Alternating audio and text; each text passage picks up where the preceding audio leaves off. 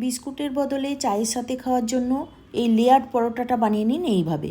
ময়দা নিয়ে নিলাম, পরিমাণ মতো নুন দিয়ে মিশিয়ে হালকা গরম জল দিয়ে মেখে নিলাম। এতে আটাটা সফট হবে। আমি চিনি দিইনি, অল্প চিনি দিয়ে দেবেন, খেতে ভালো লাগবে। মাখা হয়ে এলে অল্প তেল দিয়ে আরেকটু মেখে চাপা দিয়ে রাখলাম মিনিট 10। আর একটা বাটিতে 2 চামচ তেলের মধ্যে 1 চামচ ময়দা গুলে রাখলাম। এবার ময়দা থেকে লেচি কেটে পাতলা করে বেলে দুপাশটা অল্প রেখে মধ্যিখানটা সরু করে করে কেটে নিলাম তোলার সুবিধার জন্য। সাইডটা আর কাটিনি, আপনারা চাইলে পুরোটাই কেটে নিতে পারেন। এরপর গুলে রাখা ময়দাটা ব্রাশ করে দিলাম, লেচিটা তুলে নিলাম, হাতে করে লম্বা করে এবার একটু গোল করে নিলাম।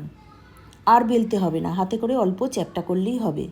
ফ্রাইং প্যান বসিয়ে গ্যাস সিমে রেখে চাপা দিয়ে দুপিঠটা সেঁকে নিলাম। এতে ভেতরটা কুক হবে।